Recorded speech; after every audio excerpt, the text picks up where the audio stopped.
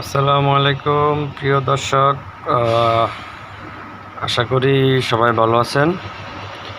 তো আজকে একটু ফ্রি আছি, তাই ভাবলাম একটা বিষয় আপনাদের সাথে শেয়ার করি। সে বিষয়টা হচ্ছে, আসলে আমি কোনো অ্যাডভোকেট না, কিছু না, কিন্তু আমি সাধারণ মানুষ। তো আমি অ্যাকচুয়ালি জমি সংক্রান্ত বিভিন্ন বিষয়ে অনেকবার সমস্যায় পড়েছি, এবং সেখান থেকে কিছু কিছু ও, ব্যাপার আমি নতুন করে জানতে পারছি। তো সেই দিক থেকে আপনাদের সাথে শেয়ার করা। তো সেক্ষেত্রে আমার কথা হলো, শুধুমাত্র একটি রেকর্ড দেখে, একটি রেকর্ডের মালিক দেখে আপনারা কেউ আপনাদের মূল্যবান অর্থ ব্যয় করে জমি ক্রয় করতে যাবেন না। কারণ কোনো ব্যক্তি শুধুমাত্র একটি রেকর্ড মূল্যে জমির মালিক হইতে পারে না। সে জমির প্রকৃত মালিক যদি হয়ে থাকে, তাহলে তার রেকর্ডের ধারাবাহিকতা ঠিক থাকতে হবে, বা সে কারো কাছ থেকে জমি ক্রয় করে পরবর্তীতে তার নামে রেকর্ড হয়েছে, সেক্ষেত্রে আপনারা ক্রয় করতে পারেন। যেমন আমি আপনাদেরকে ধারাবাহিকতাটা বলে দিচ্ছি। আমি আপনাদের বোঝানোর স্বার্থে কিছু নাম ব্যবহার করি। সেক্ষেত্রে ধরুন, একটি বিএস রেকর্ডে মালিক হচ্ছে রহিমউদ্দিন। তো আপনি চাচ্ছেন যে রহিমউদ্দিনের কাছ থেকে জমিটা ক্রয় করতে।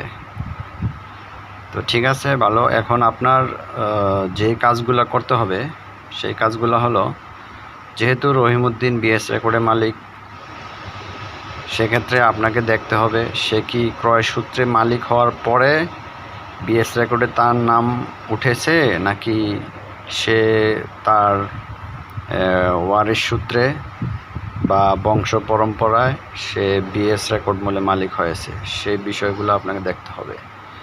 তো সেই বিষয়গুলো দেখতে হলে, যদি সে উত্তরাধিকার সূত্রে মালিক হয়ে থাকে, তাহলে আপনাকে দেখতে হবে যে আপনার নিজ নিজ উপজেলায় বিএসের আগে যেমন আরএস, এসএ, সিএস, সেই রেকর্ডগুলো আপনাকে মিলিয়ে দেখতে হবে। যেহেতু বিএসের রহিমউদ্দিন মালিক, তার মানে হয়তো বা এসএ রেকর্ডে তার বাবা মালিক, আরএসে তার বাবা মালিক, সিএসএ তার দাদা মালিক।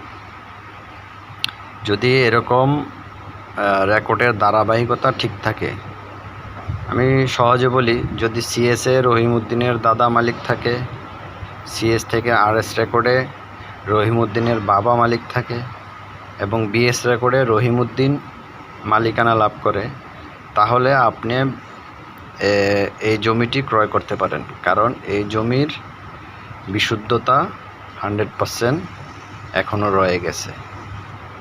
তাই আপনি নিরাপদ মনে করে এই জমি ক্রয় করতে পারেন। আর আরেকটি দিক হচ্ছে, যেহেতু বিএসের রহিমউদ্দিন মালিক, যদি সে ক্রয় সূত্রে মালিক হয়ে থাকে, তাহলে তার কাছে অবশ্যই একটি দলিল থাকবে। সেই দলিলটি আপনি আপনার কাছে নেবেন। নেওয়ার পরে আপনি সেই দলিলটি পরে, দলিলের যেই তফসিল আছে সেখানে পরে আপনি তার পিছনের যে ধারাবাহিকতা আছে সেগুলো আপনি মিলিয়ে নেবেন। তাহলে আপনি জমি কিনলে কখনো ঠকবেন না।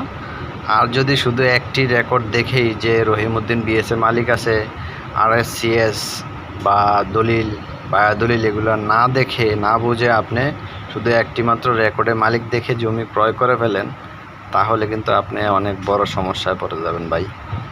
তাই আপনারা এই কাজগুলো করবেন না। আমি নিজে দেখেছি এরকম অনেকেই অনেক সমস্যায় পড়েছে। সেক্ষেত্রে অনেকেই আছে জানে, ভালো বুঝে, কিন্তু অনেক সাধারণ মানুষ আছে, তারা তো এতটা বুঝে না। তাই আমিও যেহেতু একজন সাধারণ মানুষ, তাই আমি ভাবলাম আমি এই বিষয়টা নিয়ে একটু আলোচনা করি। হয়তোবা যদি একজনের উপকারে আসে, তাতেই আমি খুশি। তো আমি নিজেই ভাই একজন ভুক্তভোগী, সেজন্য আমি একটু বেশি আগ্রহ করে ব্যাপারগুলো আপনাদের সাথে শেয়ার করতেছি।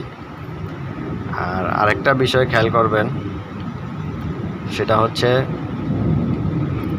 আপনি যখন নিজে কিছু না বুঝবেন তখন আপনি অবশ্যই একজন এক্সপার্টের পরামর্শ নেবেন, তাহলে আর আপনি ঠকবেন না। আপনি 10 লক্ষ 20 লক্ষ টাকা খরচ করে যেহেতু জমি ক্রয় করতে পারতেছেন, সেক্ষেত্রে আপনি 2-4-5 হাজার টাকা খরচ করে একটা অ্যাডভোকেট বা সিভিল লয়ারের সাথে আপনার কথা বলতে তো কোনো সমস্যা নাই।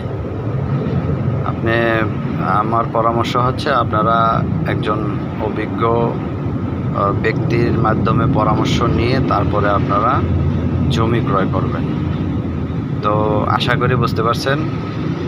ধন্যবাদ সবাইকে। আর ভিডিওটি শেয়ার করে দিবেন, কারণ আপনার আমার মতো অনেক সাধারণ মানুষ হয়তোবা এই বিষয়টা নিয়ে বুঝতে পারবে। তো সবাইকে ধন্যবাদ। আসসালামু আলাইকুম।